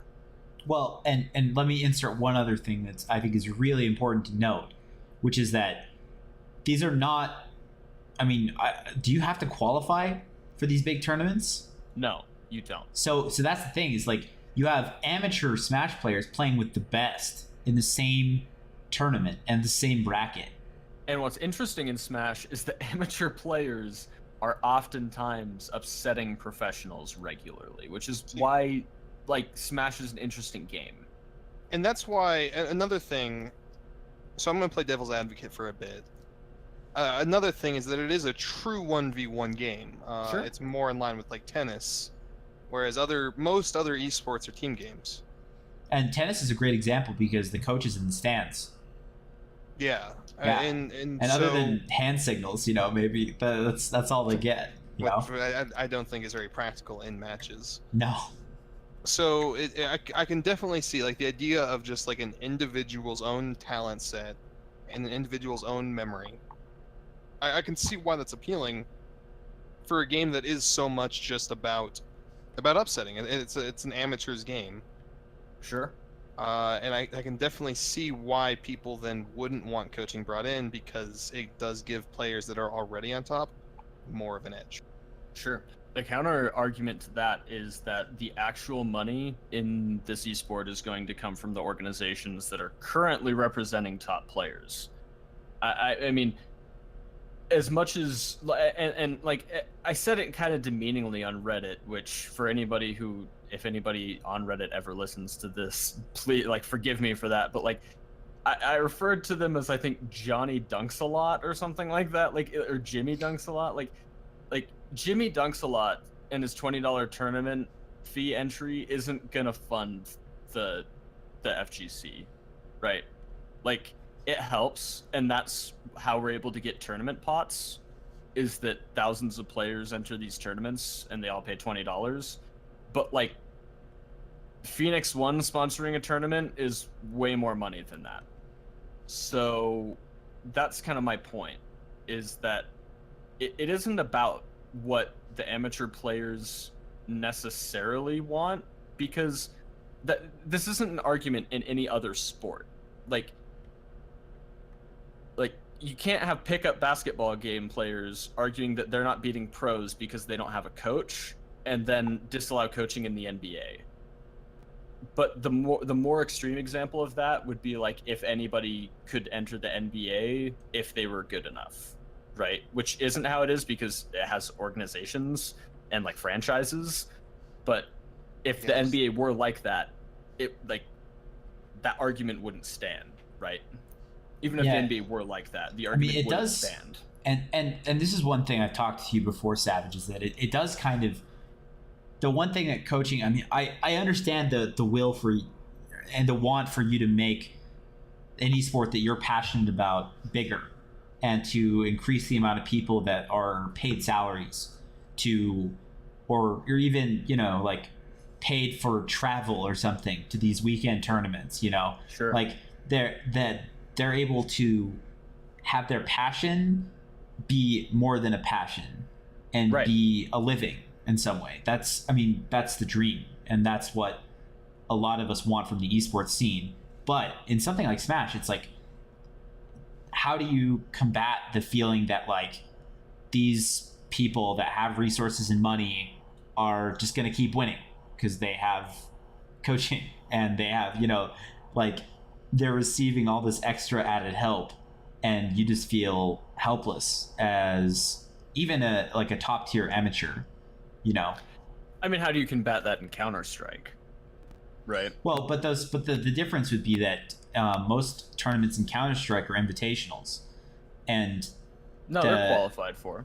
no, I mean, well, they have qualifiers. I mean, even majors but, have open qualifiers. That's my point. Yeah, like even majors have open qualifiers in Counter-Strike. Like, it is the same tournament they're format so- in a longer form, and that's what's silly to me is that every other esport basically just uses a longer tournament format, or the same tournament format over a longer period of time.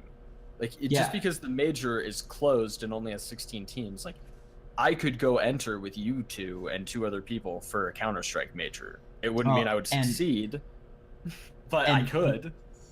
And you do bring up a good point there. And there, for a little background in CS:GO too, the Danish Counter-Strike team Astralis has a permanent sports psychologist whose only job is to work with that team. And you don't hear other Counter-Strike teams complaining that they don't have a sports psychologist. Like, it used to be a thing in North America for teams to be like, oh, we can't afford analysts, and like we aren't paid high enough salaries, so we can't play the game as well. But now it's like, I mean, most North American organizations have coaches, and their players are paid very well, and they still suck.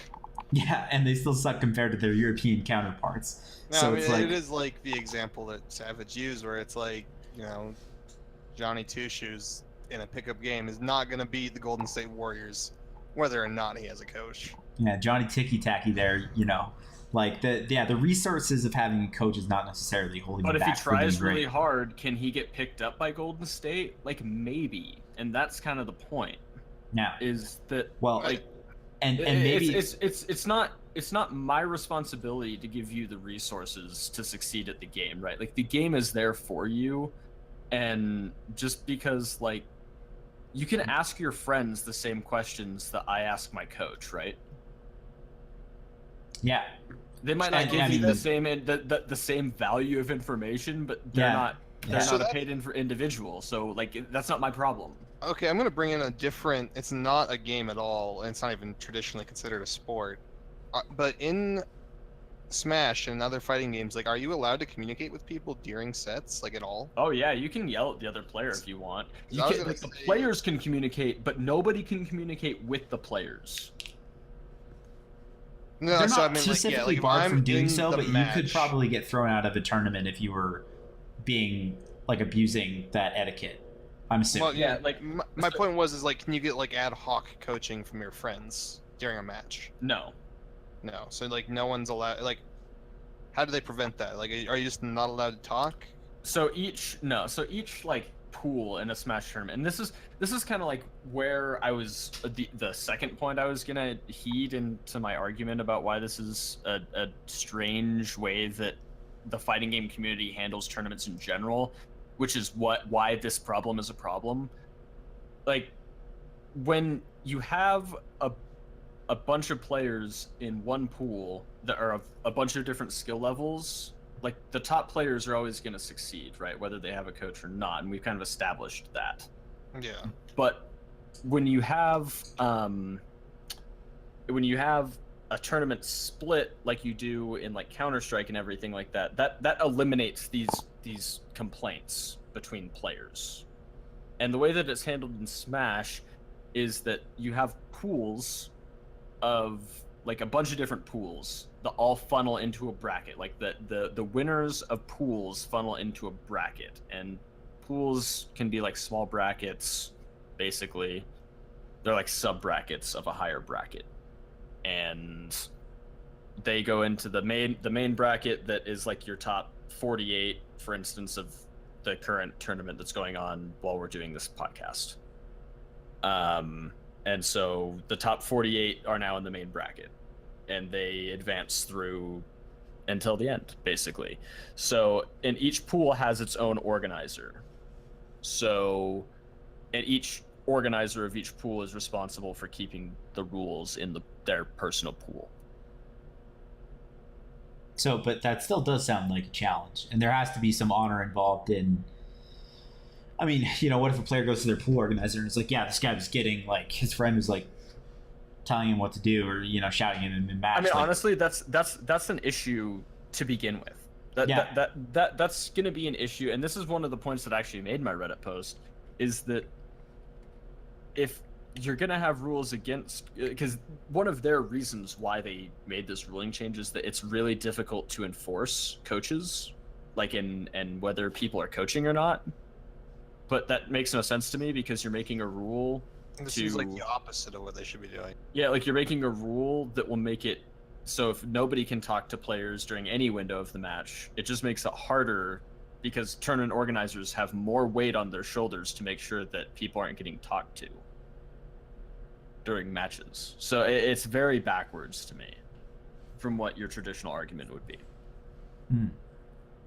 So, listening to all this, I think...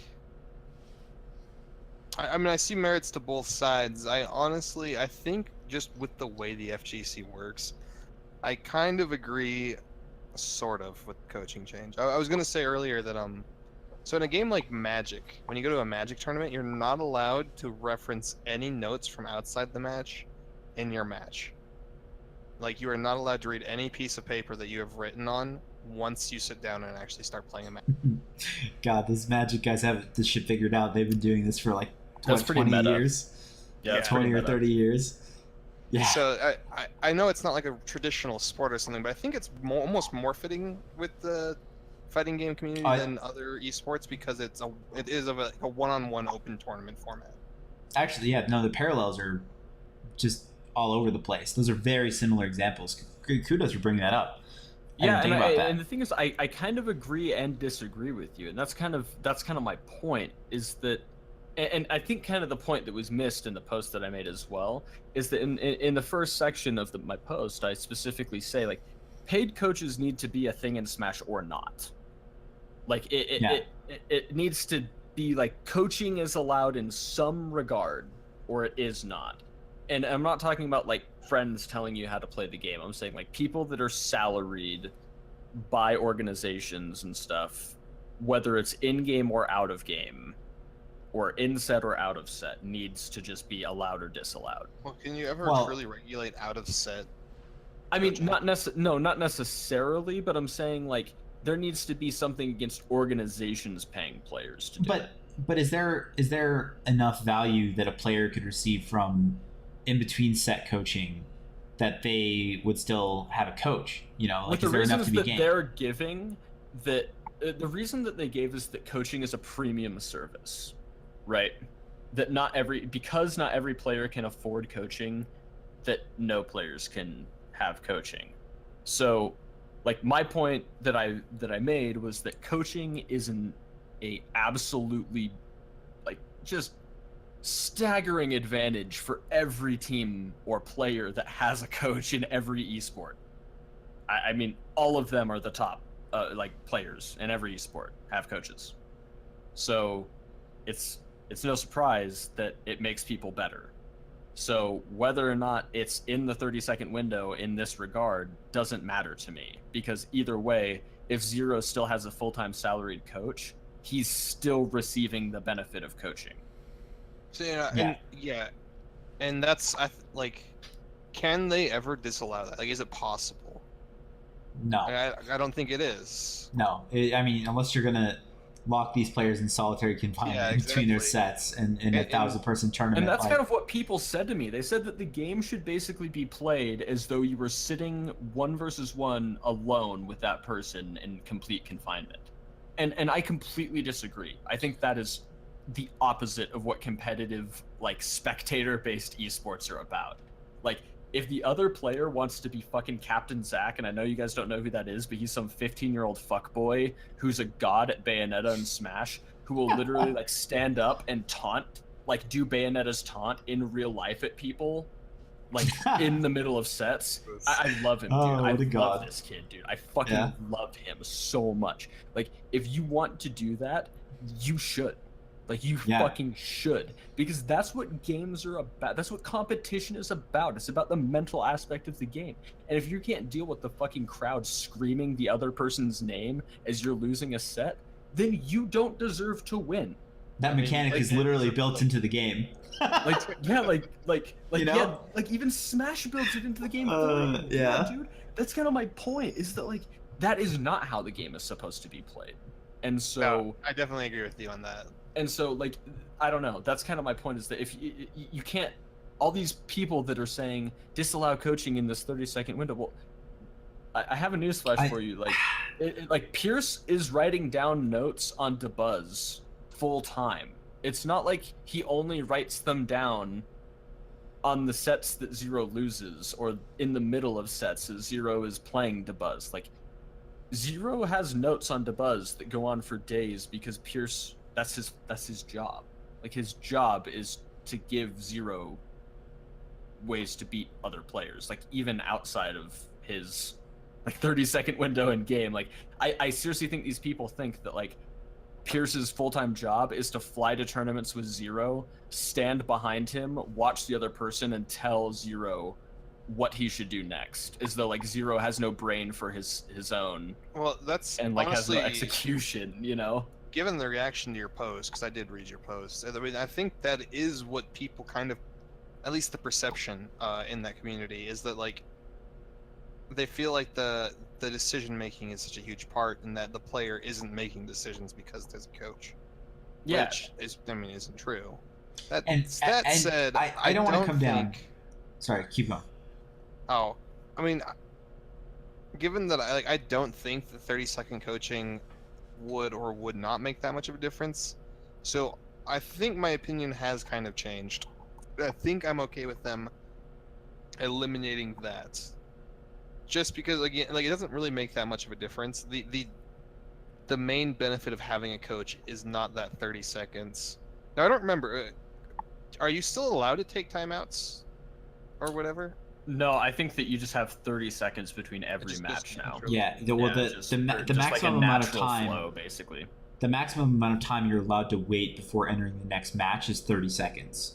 And they do that to speed up the sets, because when you have a tournament with that many people, tournaments are long. They're long. So this is to stop people from, like, to try to prevent people from, I don't know, like, fucking around when they're, like, they just finished one match of their 3-match set or something, you know. Like, I feel like there should be a timeout, like, in a 3 or a 5 set, like, everybody gets 1, or in a 5 set 2 30-second extenders or something. That said, I think I'm okay with coaching, direct coaching between sets, or no, sorry, in set, not being okay, just because. Yeah, I don't think inset coaching should be allowed, just like it isn't allowed in basically any other sport, right? Like, coaches in basketball tennis can yell stuff from the sideline, but the only real benefit is during, like, timeouts and stuff. I meant between each game in the set. Oh yeah, I think that how it works is that they could only talk to their coach once during a set, no matter what. They had one 30-second window, right? Yeah. To talk to their coach beforehand. So it wasn't like between every game you could talk to your coach or anything like that, right? Yeah. Okay. So one thing I want to say, and this might be me digging in a little bit on the plebs here, okay? And plebly is not your plebs, like the true plebs, okay? I am. You are a leader. You are a leader. I'm the leader of the plebs. Leader of the plebs. So I represent them in spirit. So I think this is kind of and when I initially reacted to this, and when Savage came and told me what was going on, and I read the rule change, it was like, I kind of feel like the average player feels entitled to their own normalness. And this, I mean, you see the same thing in CS with like amateur players, is they feel like they're a bigger deal than they are, and they want to, and this is a bigger point about everybody in life in general, is that a lot of people who really don't put in the time feel like they should be rewarded for their mediocre efforts. Well, and it's like, if you're not going to put in as much time as Zero has put into the game, then like, of course you're not going to have a coach, and you're not going to win tournaments. Yeah, because me and Savage actually talked about this a couple days ago. The idea, actually, it was a week ago. It kind of came up in context too, because I was talking about maybe going to that Gamescom tournament for PUBG. yeah, Because the requirement was only 2,000 rating in duos, and like, I didn't even play that much, and I got that high in solos, or not quite. I'm at 19 or something. But put like 3 or 4 more hours in, it's not hard, and like same thing with duos. Like in squads, I think we're 2,000. But it's like he was mentioning, and I guess I'm going to tell his story for him. He was mentioning that there's this was it Zero? I don't remember. A player in Smash. A player named Buzz. I'll yeah. cut in here. Who he made a tweet. He had a tweet that it said with like clapping animation, like clapping emojis between each thing. So it was like meant to be pretty harsh. That said like, if you don't practice at least 2 hours a day, you're not good. Yeah, and it's not like practicing like going online and playing the games. It was like, it's like memorizing frames, like moving or practice. It's like if you want to be like a PUBG pro, it's like literally going to a shooting range that I know isn't in the game yet, and just shooting for 2 or 3 hours. Just like different forms of like bursts, different guns, different attachments, and just shooting. Not even playing, just shooting. That kind of example. And like, well, it's like in CS:GO, how like I've worked on spray control for hours.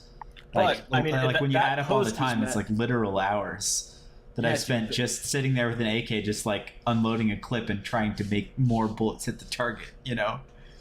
Yeah, because I want to be better at the game. This post was met with huge like rebuke from the community. Like, people lashed out against him and were like, "That's not true," and stuff. And then like a bunch of other top players came in, like top 50 players came in and said, "Are any of you top 10 players?" Yeah. Where's my Lord Thorin? Like, we have some more hashtag. Because DeBuzz is a top 10 player. He's a god. We have some more hashtag fan logic tweets that need to be made. Yeah, hashtag fan logic, dude. And that's what my point is that I honestly feel like Johnny Dunks a lot feels like he is on the same level as DeBuzz if he's like in the right mood, or if he's like on that day. And like, and it's bigger in the FGC than it is in other games, I feel like, but it's big in other games. Like, I seriously feel like some of the kids we play with in Counter-Strike think that they're like Shroud on their best days, you know, like, and like they think that their team in ESEA is bringing them down, and that's why they're seed. Like, it's that kind of mentality. That like Deagle like 3K that I had that other match is like, oh man, like, see if I hit my level, then see if I hit my but that's not my level. That's just my outlier. I'm tired most days, you know, like if I drink a Monster every time before I played, like, oh, I'd be Shroud, you know, like it's that kind of mentality, right? McKay, if I could afford a Monster, if I had enough money to afford a Monster every time I play the game, I'd be able to beat any of these top tier players. It's ridiculous. I mean, it's absolutely ridiculous logic for like that bit of logic. As far as the integrity of the community of the game, like that to me is a separate argument from what they proposed. The reasons for the rule set change was like, if they specifically said, you know, the community has decided that this game is about a 1 versus 1 environment, so that's why. Like, I could totally respect that part, because they could even relate it back to like chess or something like that. You know, is anything like that. Magic. Yeah, Magic is another great example, but like, yeah, just something everybody's familiar with is a great example. Is like chess. It's like a more, like, it's not quite as relatable as Magic, but it's like a more relatable in the grand scheme of people Like it's about the 1v1 mind type of aspect. Yeah. Yeah, Were you well, gonna say and that's something why- public? Yeah. Well, I was gonna say that's just why I think I'm down, like, because I think implicitly that was their motivation. The community doesn't.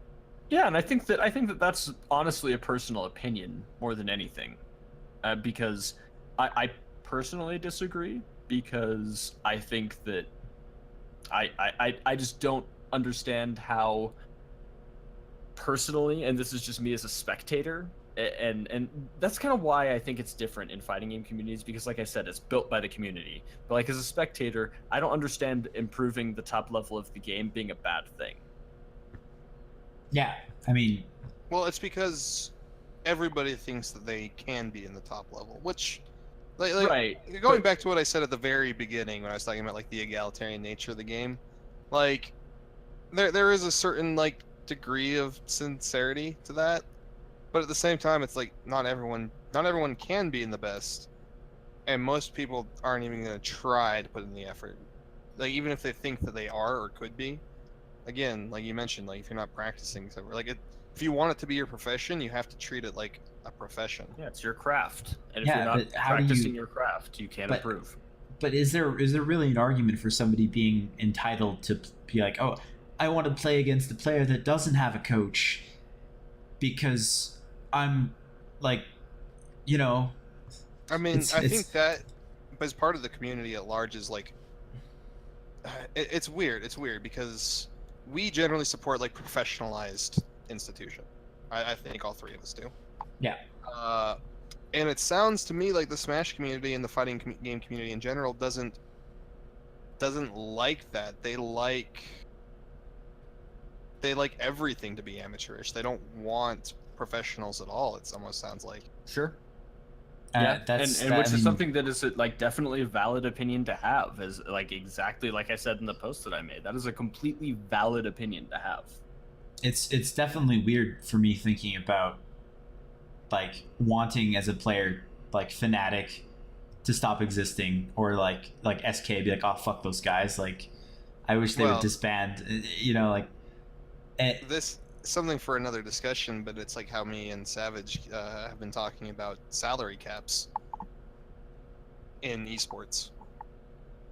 you want there to be salary caps. Yeah, I mean, there is I- in sports, right? So I mean, and Yeah. for reasons, but what different podcast, very different, very long discussion. if we get on that, it'll take a another better 4 hours. podcast.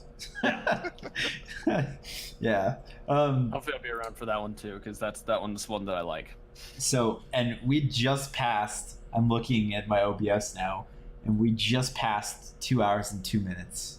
Perfect. Bam. Yeah, well, I think we're done with this one. Yeah, I think we've Don't have much we've else to probably say. sussed out.